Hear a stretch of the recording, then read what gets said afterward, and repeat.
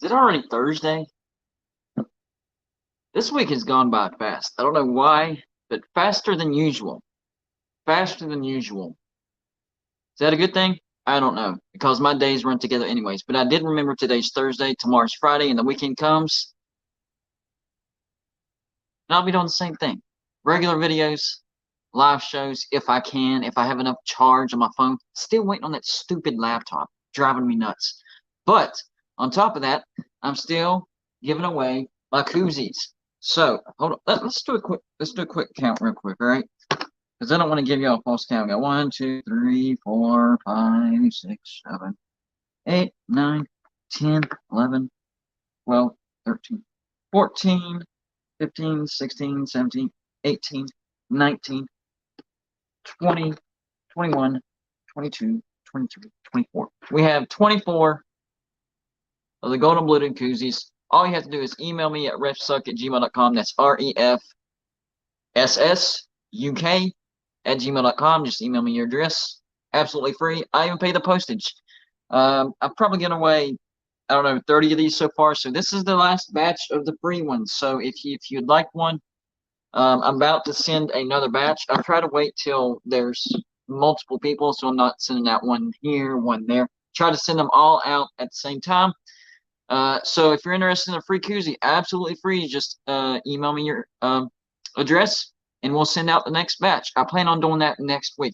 Also, the winners of the bowl prediction contest. Hold on one second, guys.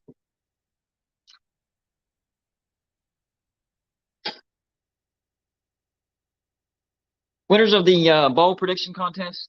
So first place won $50. Second place, we actually had a tie. Lucky for me, I had multiple flat bill hats. So Jason Rollinson is going to get this one. That's the one he wanted.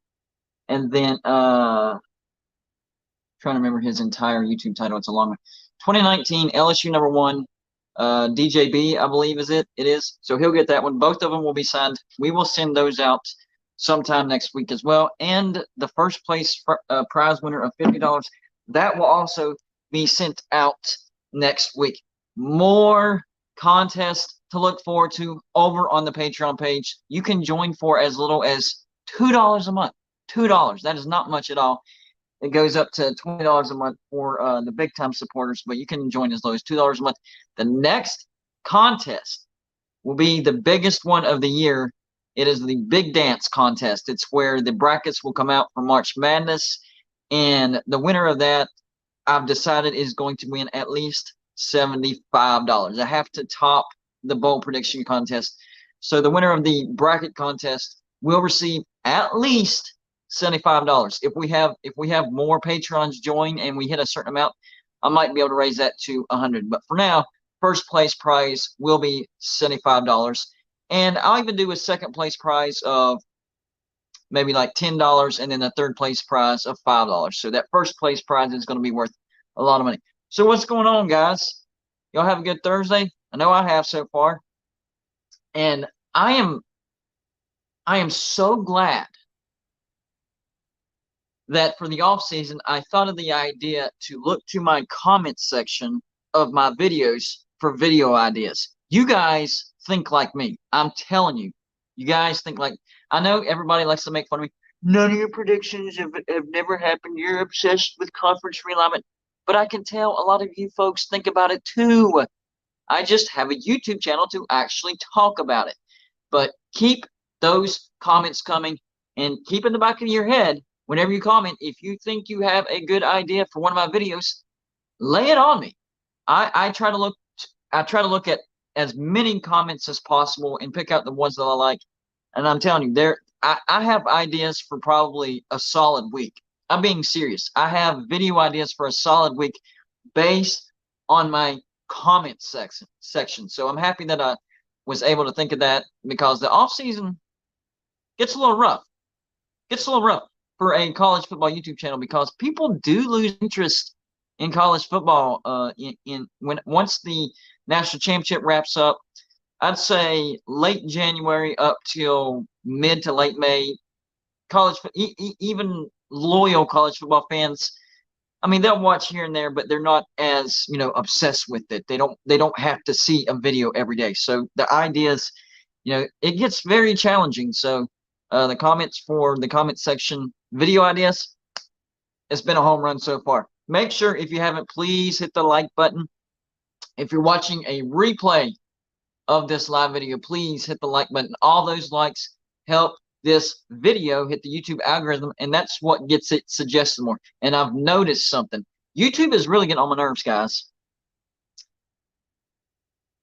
YouTube is really getting on my nerves. I've noticed, because I've been logging it. I've been writing it down, logging it. So I make a video. Let's say I make a video today, right? Me, the creator of that video, I don't get a notification until 3 days later.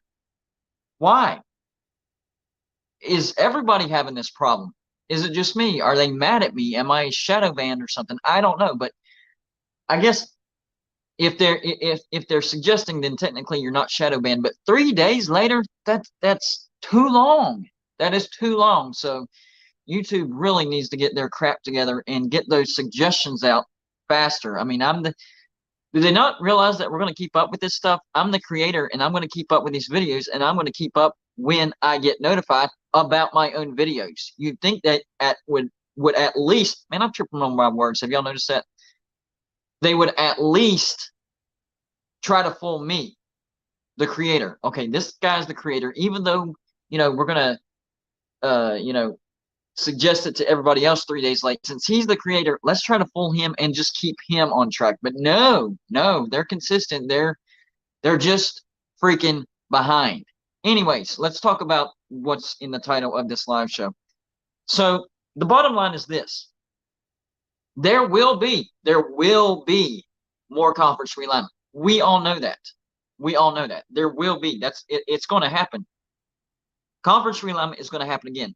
The big thing is everybody's trying to figure out, John, I appreciate you for letting me know that you get notifications. Maybe it's my phone or something. I don't know. But thank you for letting me know that. That makes me feel better. Conference realignment is going to happen, but everybody's trying to get ahead of the train and try to figure out, okay, what's going to happen next and what will happen after that. Because here's the thing. If you don't get the first one right, then the rest of them will probably be wrong, because the first one is going to affect everything else, because some of these realignments are reaction realignments. This happened. Oh, now we got to do something. Let's do that. Case in point, Big 12. I don't think the Big 12 would have added BYU, Cincinnati, UCF, and Houston had Oklahoma and Texas not left for the SEC. I don't think that would have happened. So maybe it's just the Big 12. Maybe these other conferences are not reactionary. Big 10, I do think that bringing in USC and UCLA was reacting to the SEC, bringing in Oklahoma and Texas to the SEC. So, yes, I think that was also a reaction. Now, maybe they were planning to do that in the future, and they just sped it up because, they want to keep up with the SEC. That's a fact right there, guys. The SEC and the Big 10 do want to keep up with each other. And the Big 10 might be saying, no, we're done now. We're not going to add anybody until this next TV deal is up and we want to do it again. No. If the ACC gets dissolved and the SEC gets some teams, guess what? The Big 10 will get some teams as well. So I don't believe that at all. I don't believe it at all. So the question that you have to answer is, what's going to happen next, and what will that cost?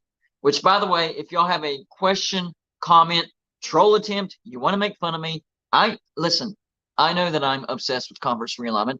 I know I've been wrong about several things. It happens. So I'm a good target right now. So if you want to let me know how stupid you think I am or anything like that, best way to get my attention is the super chat button. It is the little $sign that you see on the bottom right hand corner. Anything you put in that super chat will go on the screen right where you see gold unbluted right there. It's going to go on the screen for everybody else to see, and I will read it, shout you out.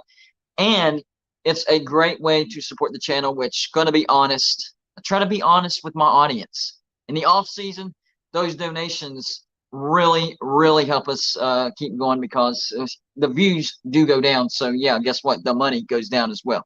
And this is what I do for a living. So any type of donation is greatly appreciated, and it's a great way to get a shout out and to get your specific comment or whatever you're thinking about. You want me to talk about something, that's the way to do it right there. So shout out to everybody that stopped by for the live show. Appreciate you guys. And shout out to you that's watching the replay. I know there's some people watching the replay. You weren't able to make it to the live show. Shout out to you as well. We definitely, definitely appreciate it, guys. So next thing on the list for conference realignment, that's what's going to determine everything else. I think the first thing we need to look at is the ACC. Now, everybody thinks that the ACC is safe. Well, not everybody, but most people think the ACC is safe. Grant of rights, golden blued, ironclad, locked in. Nobody's going anywhere. If nobody votes on anything, then you're right. But there is a clause in those grant of rights that if at least 8 teams vote to dissolve, then yes, the grant of rights go away and everybody can go their separate way.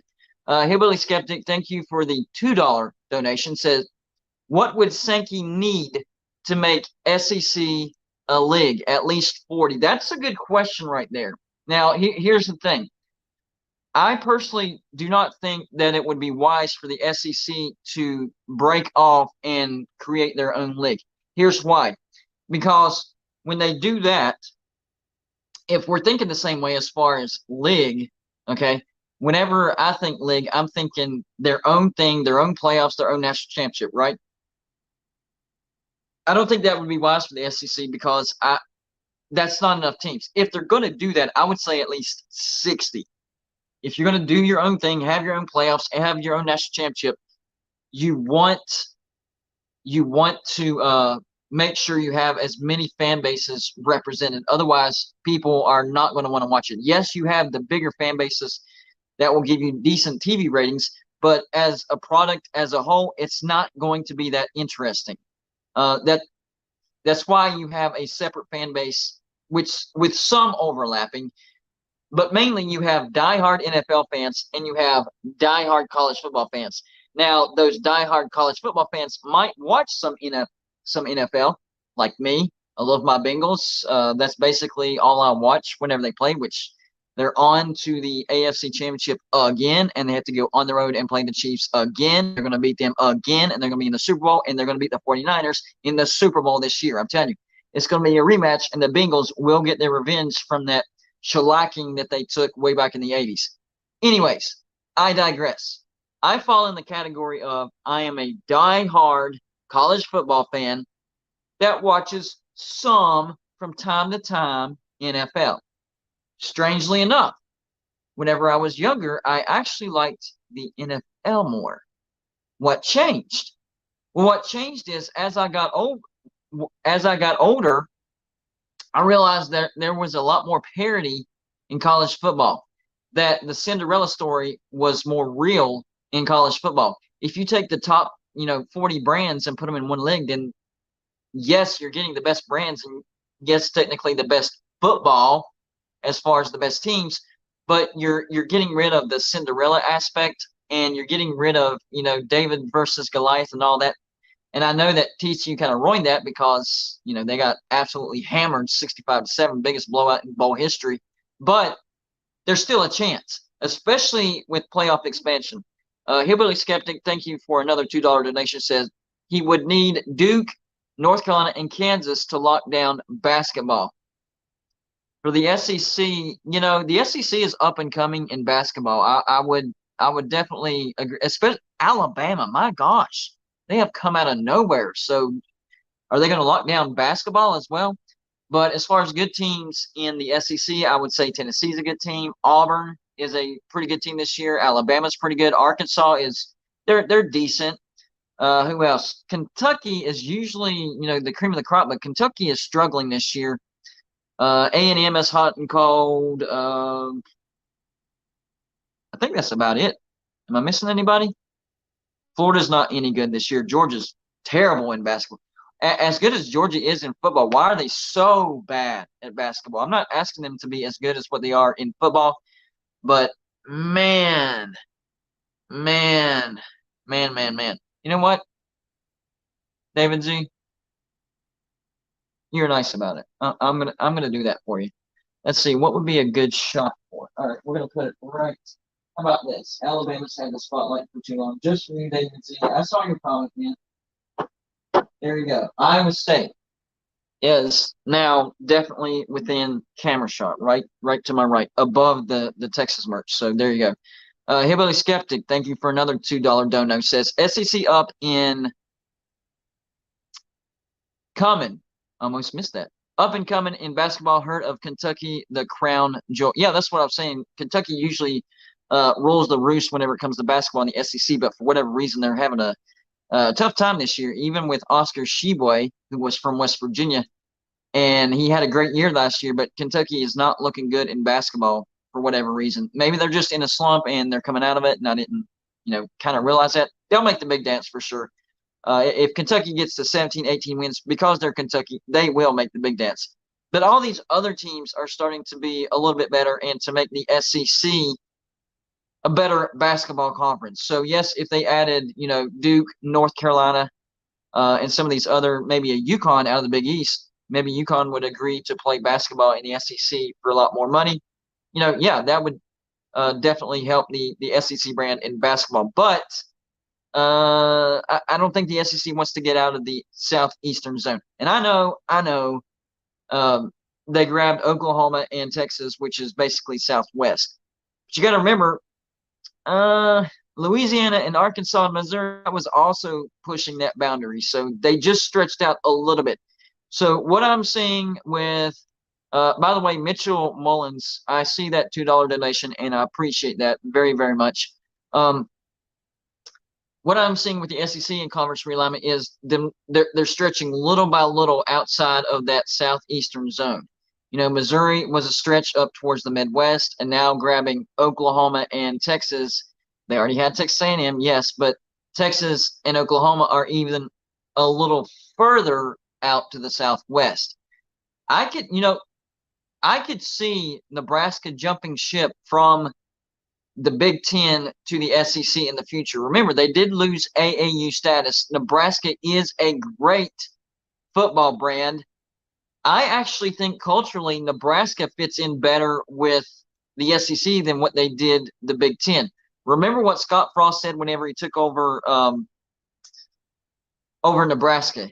He said Nebraska isn't going to need to adjust to the Big Ten. The Big Ten is going to need to adjust to Nebraska. I don't think that Nebraska has fully accepted the Big Ten's brand of football. Almost, why not say basketball? I don't know.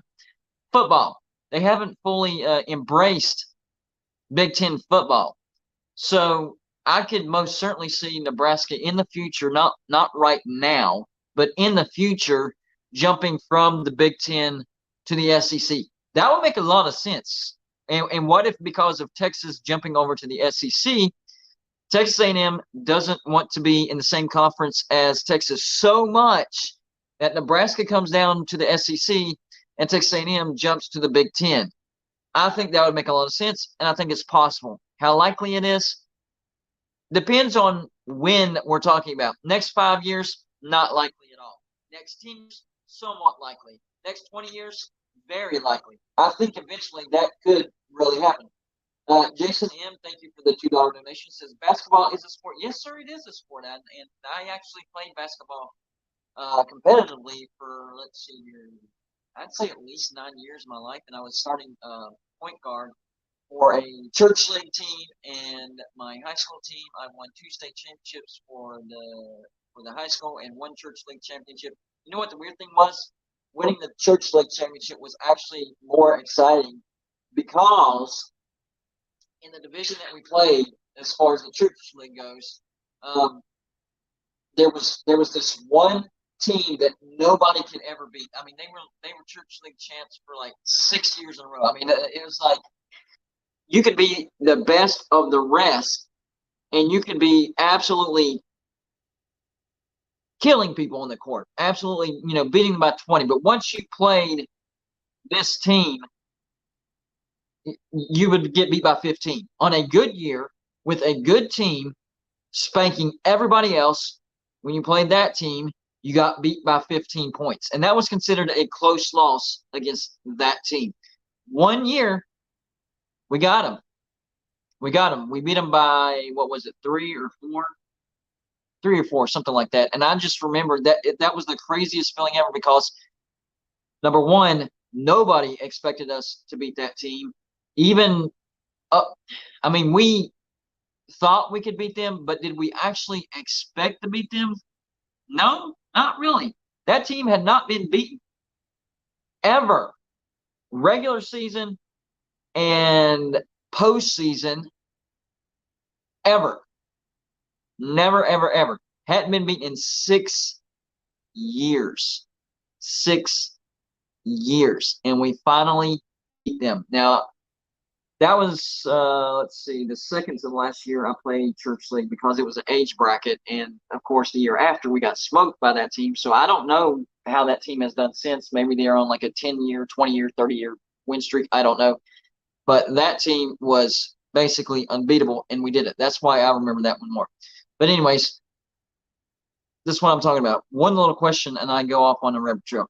Anyways, I could see Nebraska jumping down to the SEC and Texas A&M jumping to the Big Ten. And yes, I do think that Nebraska would fit into the SEC way better. Way better. Think about it in your head. That would make much more. Nebraska in the Big Ten, it just doesn't make sense. If Nebraska's not going to be in the Big 12, then being in the SEC, yes, that would make a lot more sense. They've played a lot more SEC teams in national championships whenever they were the Big Red Machine. So I see them fitting in culturally, academically, all that stuff. I think it would be an easy transition. Now for Texas A&M, I'm not quite sure if they would fit in the Big Ten, but they hate Texas so much. And they don't want to be in the same conference as Texas so much that I can see them making that decision as well. So could it happen? Yes. Is it likely? In the next 20 years? Yes. Next 5 years? No. 10 years? Maybe. 20 years? Yes. But the next thing to look at is the ACC grant of rights and those 8 teams voting to dissolve. That might be one of the reasons why the Big Ten did not bring in Oregon and Washington, because Oregon, make no mistake about it, Oregon and Washington did apply to the Big Ten. Big Ten said, no, thank you, at least for now. On top of that, I also heard that USC and UCLA agreed to join the Big Ten, but only if the Big Ten turned down Oregon and Washington. Did Ohio State was one of the teams. Did Ohio State, with the help of USC and UCLA, blackball Oregon and Washington out of the Big Ten, not just now, but forever? What if the conditions of USC and UCLA joining the Big Ten was never Oregon or Washington? Ever. Can't happen. As long as we're in the Big Ten, they can't come. That has to be in our contract. It's definitely possible. In fact, I would put that in the likely category. I think that is very highly likely that it was in the contract of USC and UCLA for them to join the Big Ten. Oregon and Washington can never join the Big Ten, which is, if it's true, we have no proof, but if it's true, that's a bit shady, to say the least. Smart, but shady. So Oregon and Washington get turned down, right? So the Big Ten is probably waiting on the ACC is the other thing, because I'm hearing those 8 teams do exist. They just all want to make sure they have a landing spot. Every single one of those teams, universities, want to make sure, hey, before we vote to dissolve this thing, we better have a landing spot. If you don't have the contract laid out for us right now for us to sign, the only thing it's missing is our signature. We are not voting to dissolve. I think that's part of it, but I think most of these teams know where they're going, to be honest with you. I really do. Most. I think there's one team maybe two teams that could be holding this process up for the ACC. The first one is Virginia. Virginia Tech is actively pursuing AAU status. They have over $500 million in research revenue. I don't know what the threshold is to get AAU status, but they're close.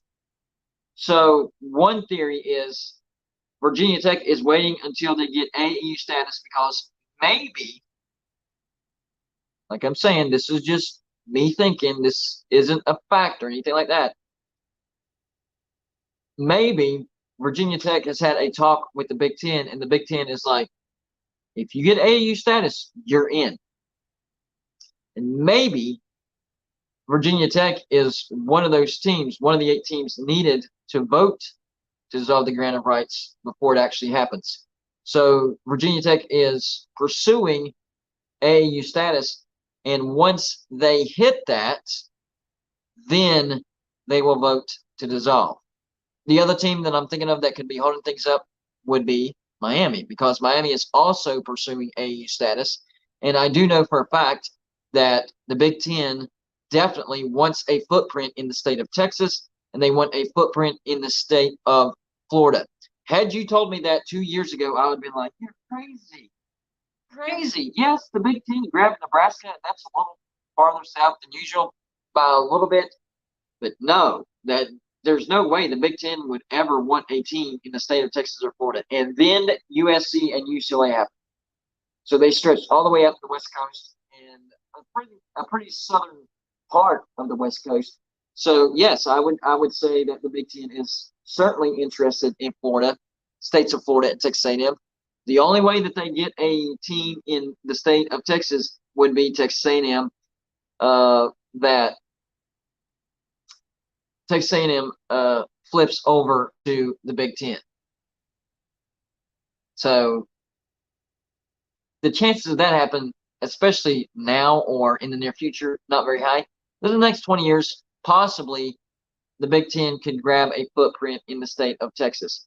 Now, Florida, that's where Miami comes into play. Miami is actively pursuing AAU status. Florida, the other university in the state of Florida that has AAU status, no, they're locked into the SEC. Big Ten would never be able to grab Florida. But Miami, there's your key. John Waffle HCP, thank you for the $1.99 super chat. Said sad that you don't know what AAU status is. Why are you already coming at me like that? Already. First time I see your name in the chat, which you probably didn't. Let's see here. Maybe I missed your name earlier, but that's the first time that I've seen your name in the chat, and you already come at me, man. RR says, please check my audio. Audio is working. I am on my phone, so I don't have the high quality.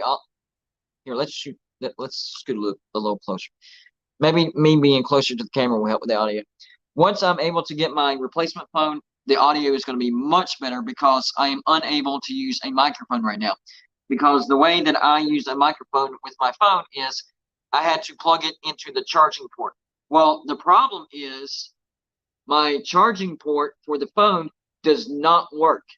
That stupid moisture detector thing came on, and I Googled it. Once that comes on, you can't ever get it to cut off. So I have to get a new phone. Unfortunately, that affects my audio because I can't plug in a mic into my phone now. So I do apologize about the audio, but it is what it is. Hopefully I can get my laptop back too, because I can get my mic to the laptop. But anyways, I digress again, explaining my audio. But yeah, I think that there's a decent shot for the Big Ten to get into the state of Florida. I really do. I think there's a good chance because Miami's pursuing AAU status, and I think once that happens, I think that the Big Ten will pick up Miami. But the next step is, in my opinion, I think the ACC, those 8 teams, vote to dissolve, and I think for sure Florida State and Clemson are headed to the SEC. With them, I'm going to say the SEC gets Virginia Tech. If they don't get AAU status, they could get Virginia Tech and NC State. And then the Big Ten, they'll get North Carolina, Duke, Virginia, and Georgia Tech. And then that opens up the door for the Big 12. Big 12 can get Syracuse, Pitt, Louisville, and who else would they get? Miami, if Miami's not taken. So I do think that is the next step. And I think that's why, conferences have kind of halted on getting more teams from the Pac-12. I really think that's why, because they want teams from the ACC. As good as some of these brands are in the Pac-12, that time zone hurts your TV ratings. You get that's why the Big Ten got USC and UCLA, because their brands are big enough. They're in a big enough TV market to where the time zone doesn't matter. But these other brands, as good as they are, as valuable of a university that they are, it's the TV viewership and the time zone that hurts them. So if these conferences have a choice over teams in the Eastern time zone over Pacific time zone, they're going to take the teams in the Eastern time zone 9 times out of 10. I mean, that's just a fact. It is what it is. A large percentage of the entire nation, the population, lives, east of the Mississippi River. And it's even higher with college football viewership, because most of the viewership is actually concentrated in the southeastern part of the United States. One of the reasons why the SEC has been so popular is because the population in the southeastern part of the United States is what's most interested in college football. So the time zone is what hurts the Pac-12. ACC going to vote to dissolve. These conferences are holding off on grabbing teams from the Pac-12. Pac-12 is acting like that they're turning down these conferences. Teams in the Pac-12 are acting like they are turning down these conferences. No, that is not what's happening. What's happening is the conferences are getting wind of the ACC voting to dissolve, so they're like, sorry, Pac-12, but we're going to see what happens over here first. We don't want to fill some spots with some teams from the east side, with some teams from the west side. So, sorry, you're going to have to wait. You got good brands over there. You have good brands over there, but we want the viewership. The viewership is over here on the east side.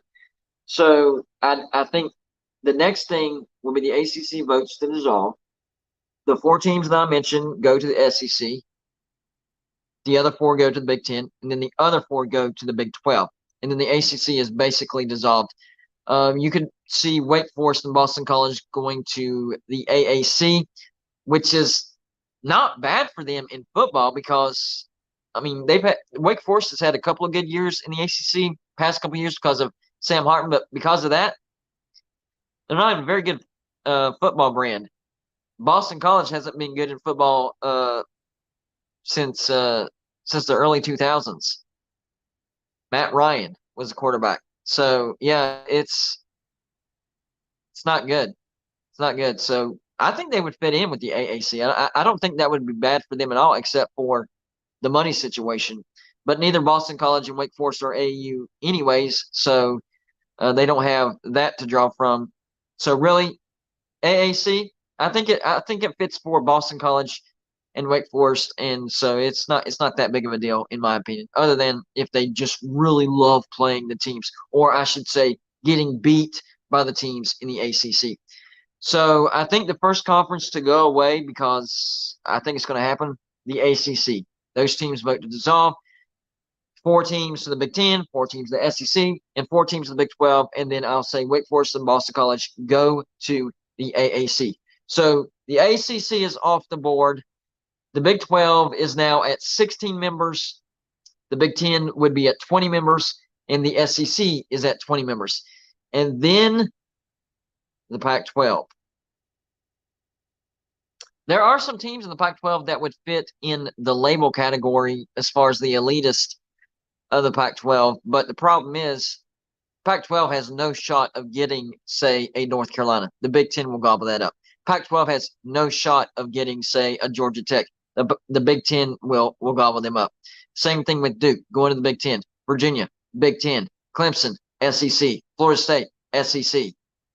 And even some of the lower brands, like, your Louisvilles and your Pitts and your Virginia Techs and, yeah, even your Miamis. I got to put Miami in. You're a private institution, and your fan base isn't as big as you think it is. So you are classified as a lower brand. Those will go to the Big 12. Pac-12 has no shot of getting anybody that they actually want. It's not going to help them. So they're sitting over there with 10 teams, still a power conference, still having invitations to the playoffs because of playoff expansion. I mean, is that their future? Just being 10 teams and being happy with 30 million a year?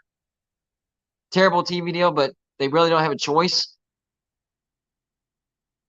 That could be their future. And I am not trash talking the Pac-12, not at all. I do think that the Pac-12 has made some terrible decisions, both leadership and financially.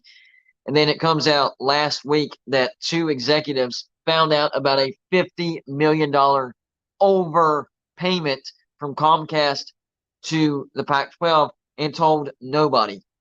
And it was discovered during an audit. Did those 2 executives pocket that money?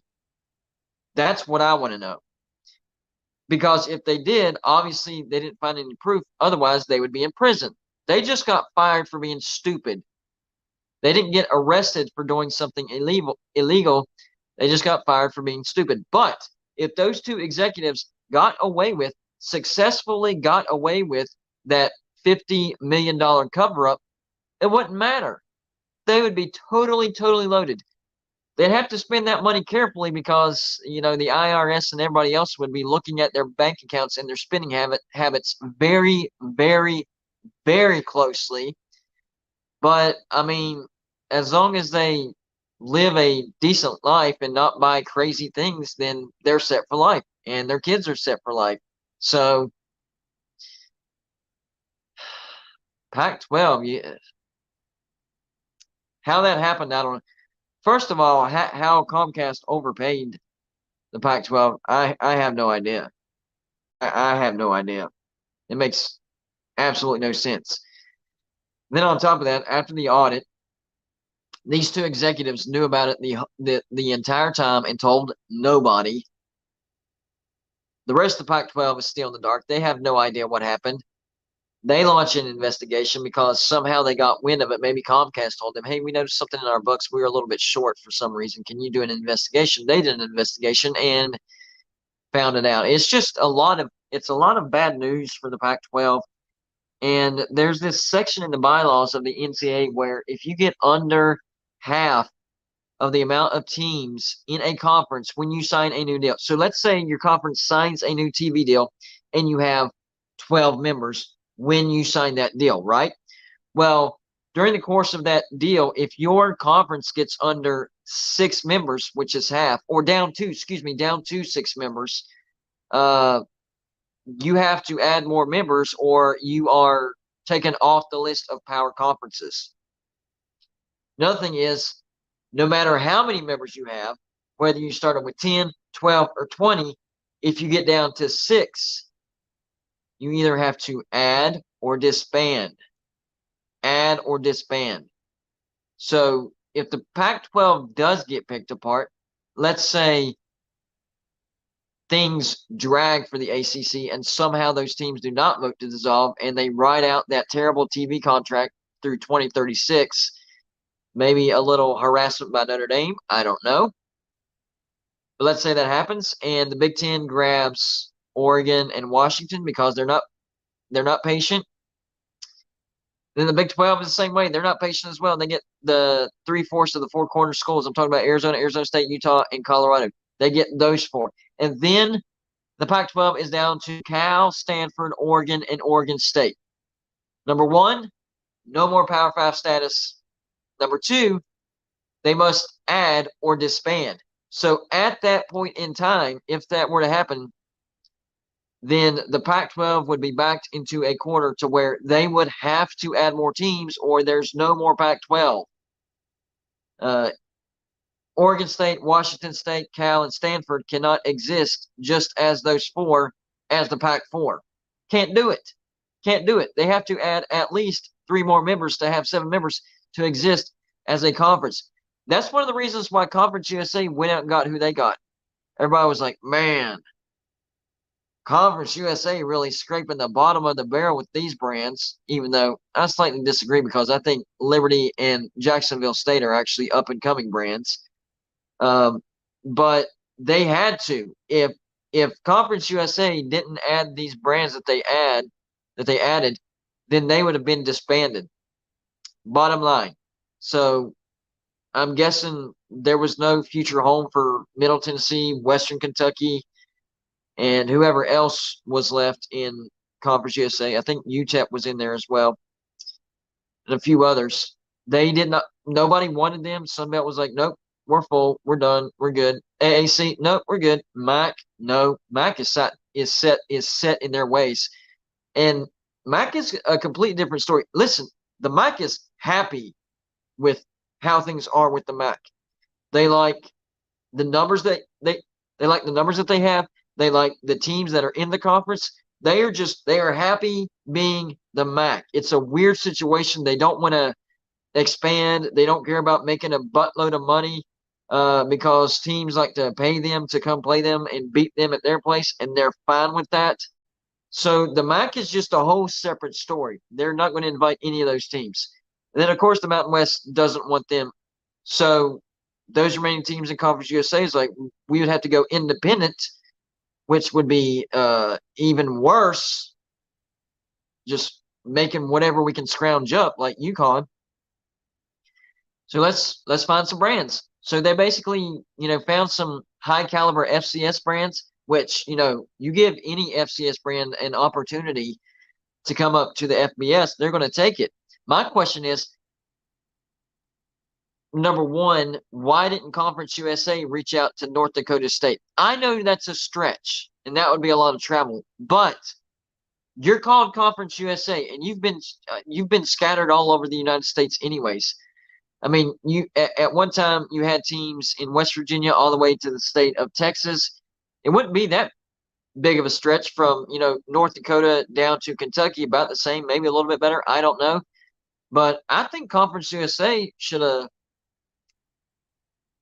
uh, should have tried to invite North Dakota State. I mean, I think North Dakota State is ready for an FBS jump. If there's any team in the FCS, then you have to bring North Dakota State. So it makes me wonder, maybe Conference USA did try to invite North Dakota State, but North Dakota State was like, man, we want to be FBS, but not that badly. That's a train wreck of a conference. We don't know if you're going to continue to exist. So we're going to say no thanks. We're going to wait to see if the Mountain West invites us. Mountain West, you guys need to invite North Dakota State. I am, man, that would be a great move by the Mountain West. North Dakota State is ready for FBS. They're basically the bully in the FCS, and I think immediately North Dakota State would have a chance to win the Mountain West in year number one. That's how good they are. Now, maybe some of the teams in the Mountain West are kind of scared of that. No, we're good with the way. We don't want a new team that's been dominating the FCS show us up and come into the Mountain West and start dominating. First of all, I don't think that's going to happen. But second of all, North Dakota State's going to make you some money. Your TV contract, I mean, not, SEC or Big Ten type of money, but they will make you some money. And so you need to add brands that are going to add you money. I mean, a North Dakota State or New Mexico, give me a freaking break. I mean, there's no that's not even a choice. That's not even choice, not even competition. John Waffle H2P, thank you for the 49 donation, says the MAC is a group of 5 academic conference schools like Ohio, Miami of Ohio, and Buffalo, and AAU member. Yeah, exactly. The MAC is happy with the way they are.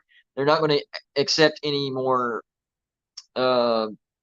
outside people for that. They like their academics. They like their group. They like getting paid to play on the road, even though they get stomped. They're fine with that. They have accepted being the MAC, and they like being the MAC.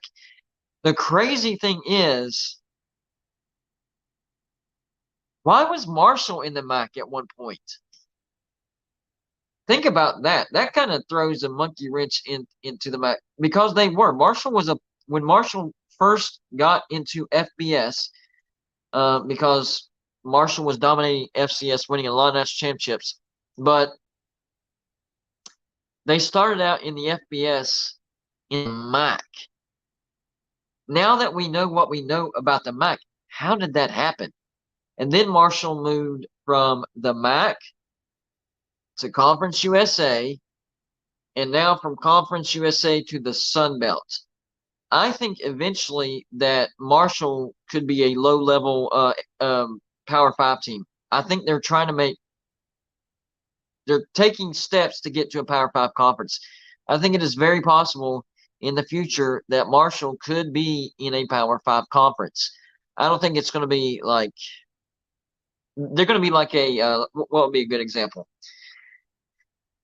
I'm not going to say they're going to be a Vanderbilt like Vanderbilt is in the SEC. They're going to be better than that, but they're going to be like what Nebraska has been in the Big Ten. It's going to take them a very, very long time to get adjusted as far as Power 5 goes. Even them jumping to the FBS, they haven't dominated the conferences that they have been in. They had some success in the MAC, and they had some success in Conference USA, and they've had some success in the Sun Belt in their first year, but they haven't dominated those conferences like they did in the FCS.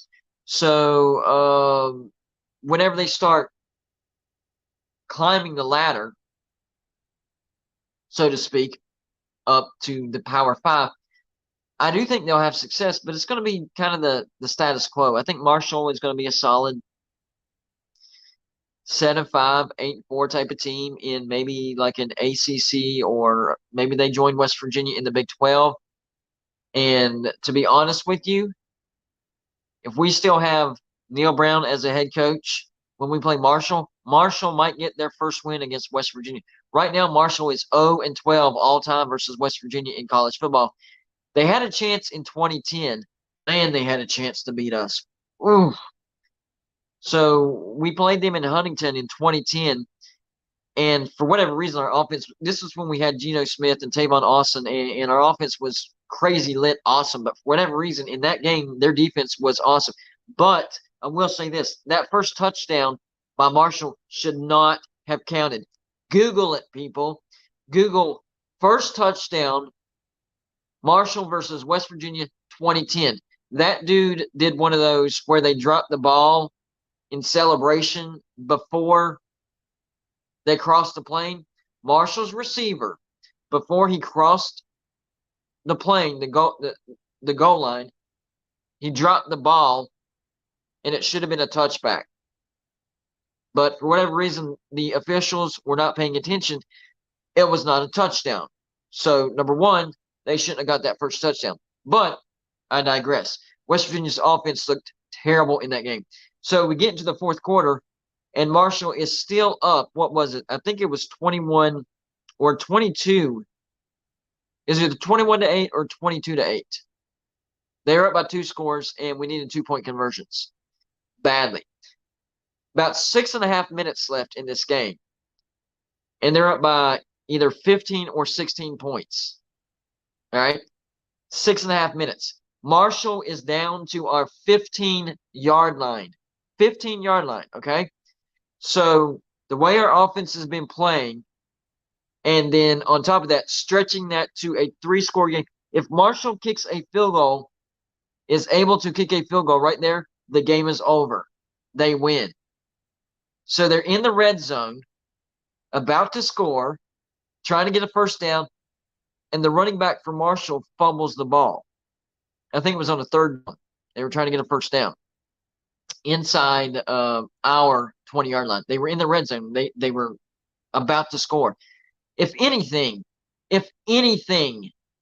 a field goal, right? That would have been a gimme field goal, like a 30-yard field goal, and they would have stretched the lead to 18 or 19 points. That's a 3-score game.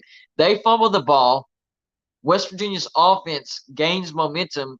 We score, and then we stop Marshall again, and then we score again, and we hit the 2-point conversion to tie the game with like 12 seconds left. And then in overtime, West Virginia got the ball first. We got our field goal. didn't score a touchdown, so I was nervous all over again. I remember watching that game. I was like, my gosh, can't we just score a touchdown and then stop them? So we kicked the field goal, and then Marshall lines up for their field goal, and they miss it. Marshall should have won that game, but they didn't. That was their closest. They are 0-12. So if if Marshall gets into a Power 5 conference and Neil Brown and we have conference games against Marshall, if our head coach is still Neil Brown, they might get their first win. In fact, they might start a winning streak against West Virginia. If Neil Brown is our head coach and Marshall joins the Big 12, in the next 5 years, whatever, and Neil Brown, for whatever reason, is still the head coach at West Virginia, Marshall could start a winning streak against West Virginia. I do think Marshall eventually gets into a Power 5 conference. As much shade as I throw on them, as much as I don't like them, I try not to lie about things, even when I don't like something. Like Texas. Horns down, guys. Horns down. I don't like them. But I think Texas will win the Big 12 this year, and I think they have a chance to make the playoffs. And no, I am not one of those people that drinks the Texas Kool-Aid. Last year, I predicted Texas to finish 8-4. They finished 8-4. This year, Texas is going to be a really, really good team. And honestly, I think they either go undefeated or they lose at Alabama, and that's their only loss. And I think it's going to be Texas versus Texas Tech in the Big 12 championship. I really, really do. I like both of those teams. I think both of them are going to be really good. Anyways, so I think some of these teams in the group of 5 still have a chance to get in the Power 5. And I think the Pac-12 needs to get over themselves, and they need to invite Fresno State, San Diego State, Boise State, and somebody else, whether it's Air Force or Colorado State or UNLV, because they do play in Las Vegas, whoever that fourth member is, whatever. But those other 3 teams, or they could stop at 3 because, they did away with the rule if you have 12 or more members, you must have divisions in order to have a championship. That's done away with. So you could just invite Boise State, Fresno State, and San Diego State. I know it doesn't fit their criteria as far as the academics. The other school can still do their academics and make money that way, and those 3 teams, don't get to be a part of that. But when it comes to football, I truly think that those 3 teams would help the Pac-12 in relevancy and with TV money. I really, really do. Because Fresno State owns the Valley, which is it's a decent market. It really, really is. It's a decent market. They own the Valley. They would bring in viewership for the Pac-12. And Boise State, their fan base is definitely very, very loyal. And then San Diego State, they've shown that they're pouring money into their facilities, and they're trying to be one of the best group of 5 brands there is. But the Pac-12 seems to always wait too late to make any type of decision. Kind of like the Big 12, not going to be honest. They're always reaction. So I'm hoping that the Big 12 does the right thing and brings in some teams whenever they have a chance. Of course, I still expect the 8 teams to vote down the grant of rights and the ACC to disperse. And could you imagine if the Big 12 could lock down the backyard brawl and the Black Diamond Trophy? Whew. Man. Wow. Wow. That would be awesome, because as much as I've said, I want West Virginia in the ACC, it's really not about the conference. It's about who we don't play. It's not about who we play. It's about who we don't play. It's about who we don't play. Are you hearing me? It's about who we don't play. We don't get to play our regional rivalries on a yearly basis. I'm okay with the Big 12 as a conference. I think it's a good conference. I do. I don't think it's an elite conference anymore with the losses of Oklahoma and Texas, but I think it's a good one. You bring in Pitt and Virginia Tech and stop there, and I'm happy. You stop with Pitt and Virginia Tech, I'm happy. Yes, let's stay in the Big 12. We get to play Pitt, Virginia Tech, and Cincinnati every year. Give me some of that. I will take that every stinking year, and I will be going to at least 2 games a year for sure, maybe 3. But on top of that, You would also have a chance to bring in Louisville. That's great rivalries that you're bringing in rivalries and you're adding rivalries. And then Syracuse. Syracuse. Those are the 4 teams that the Big 12 needs to target whenever the ACC does disperse. And I think those 4 are very gettable for the Big 12.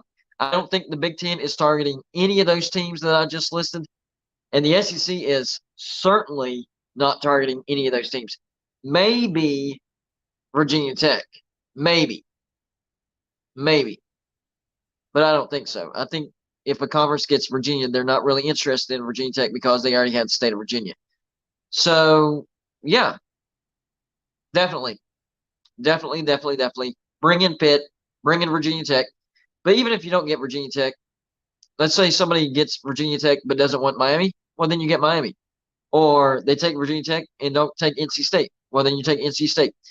If somebody does get Virginia Tech, you just take who they don't get, and that's still a good combination. You're getting Pitt, Louisville, and Syracuse, and even those 3 great rivalries for West Virginia and Cincinnati. So that's a nice regional bunch right there. So all right, bear with me. If you bring those 4 teams in, this is your Eastern core, not counting UCF.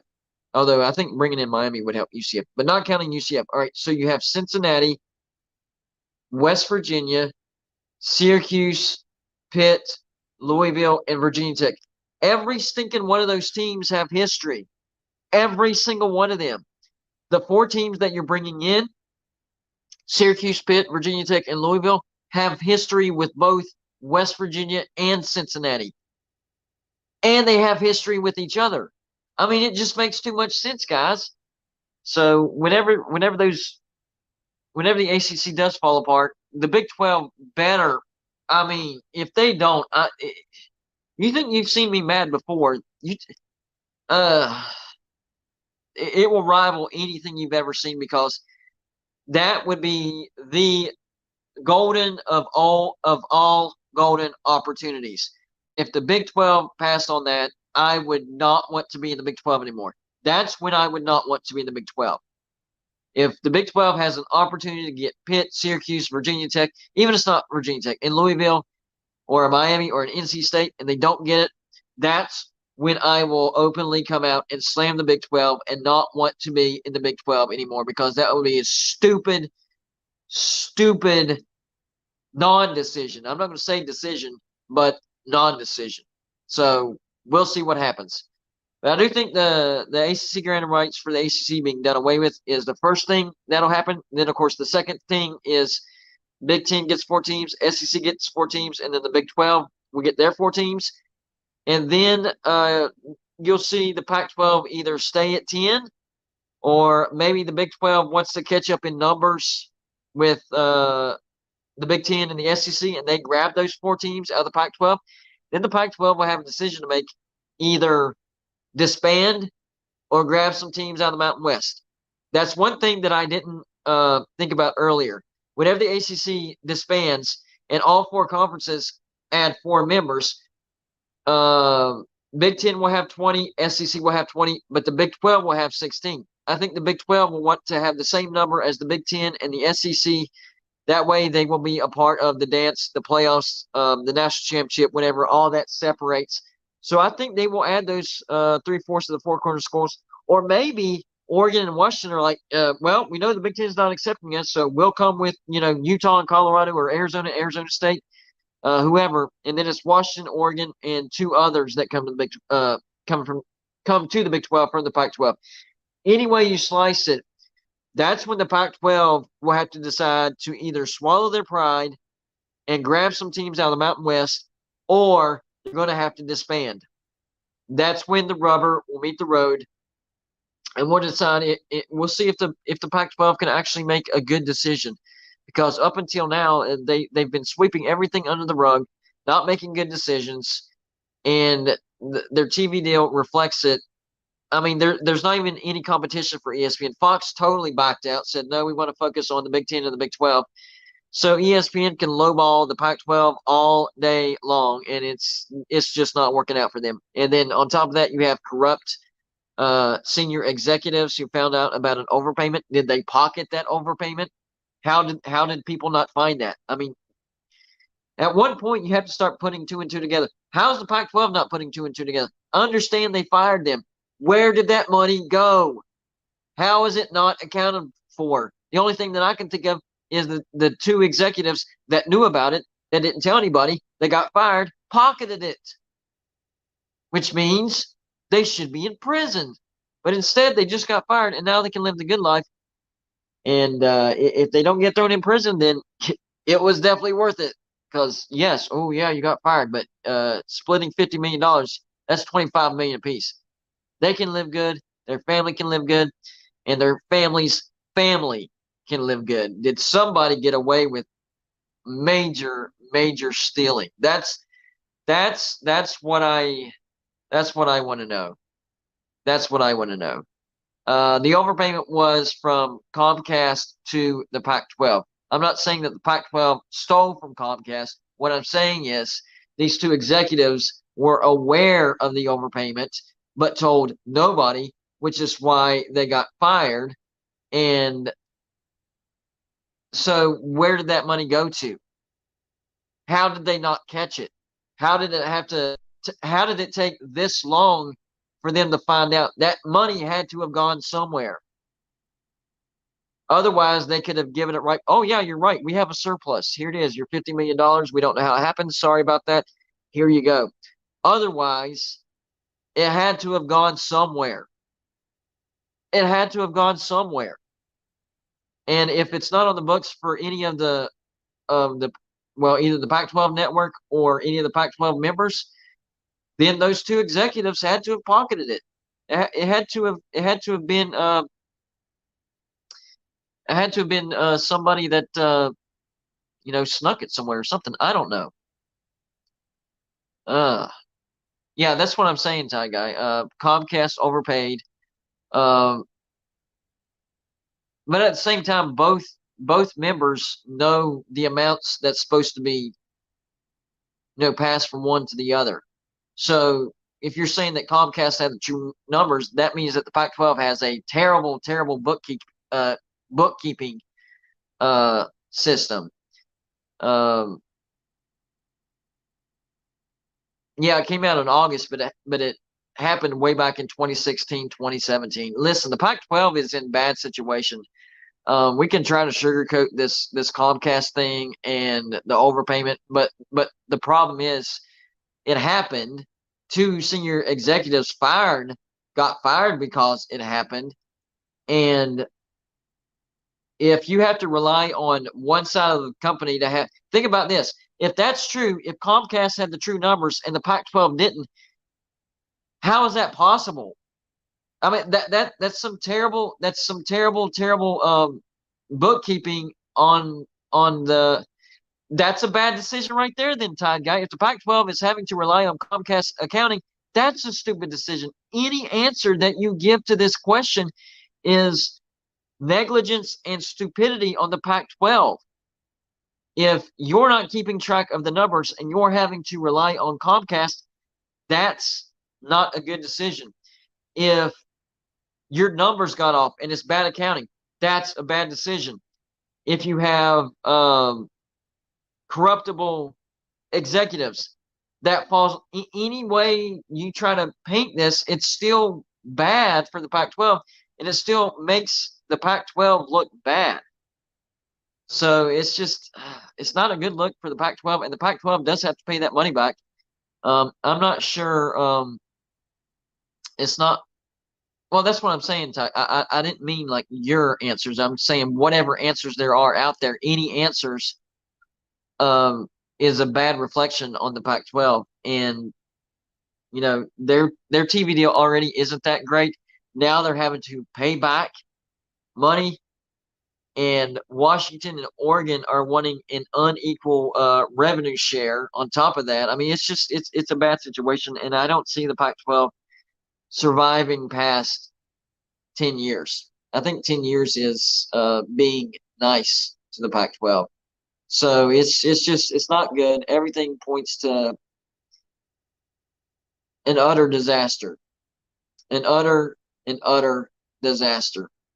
Tide Guy, I understand what you're saying, but if the Pac-12 has to rely on Comcast numbers for any type of transaction, then their bookkeeping system needs to be updated, because you're relying on the people that are paying you, and if you're relying strictly on their numbers, how can you keep up with? If you're relying strictly on their numbers, you're asking for this to happen. You're asking for like, if you're relying, okay, we're trusting you with the numbers. Whatever you're giving us, we're gonna say it's right because you have the numbers. You're asking for disaster. So I don't know why that was set up. Why did they set it up that way? Why wasn't it accounting on both sides of the aisle? And then, Pac-12 officials, it wasn't Comcast officials that got fired. It was Pac-12 officials that got fired. So it's a bad look for the Pac-12, and I don't expect them to survive. I do think the Big 12 will get some teams out of the Pac-12, and I do think that barring USC and UCLA, blackballing Oregon and Washington out of the Big Ten, I do think eventually that the Big Ten could accept Washington and Oregon, but that's hearsay. I don't know. It just depends on USC and UCLA. If they blackballed Oregon and Washington out of the Big Ten, then Oregon and Washington, they're not going to make it. They're not going to make it to the Big Ten, and they're stuck in the Pac-12 unless in the future the Big 12 adds them. I'm not going to say they're not going to make it as a university or a school because they're Washington, Oregon. They have amazing brands. But yeah, it's not going to be a good situation. I did not know that 3 Comcast employees were fired. I didn't know that part. David Comer says when they found out they actually owed money to Comcast and not the other way around, they kept their mouth shut. Yeah, basically, if those executives found out that Comcast owed them money, then they would have said something, because that was getting shorted, but it was over, so they kept their mouth shut. Where that money went, I don't know. How is it not on the Pac-12 books? I don't know. That's why they call it checks and balances. You can't rely on somebody else's numbers strictly and we trust you that much. We trust that you have the numbers, and then they get audited. Oh, they paid us $50 million, not $50. They weren't $50 over. They were $50 million over. So I don't know. It is what it is. I think we'll find out even more about that in the future. I think there's still some questions about what happened there. You know what's hilarious? The Georgia fans that infiltrate my YouTube channel and start asking about the Slob Olympic trophy. Here's something for those Georgia fans to think about. Y'all remember back whenever the Slob Olympics happened, and everybody was like, "Oh, the rules got messed up, and the points got messed up, and Golden Blue Dude's not really the true champ, and just and y'all still say that to some extent, and just keep messing with me and keep messing with me and keep messing with me about that, and not the true champ, and he shouldn't be the real champ, and he's not." And then it turned into he's not the true champ until the Slob Trophy is engraved, and then I went along with it. Think about this: if you're still there, when was the last time you saw the Slob Trophy?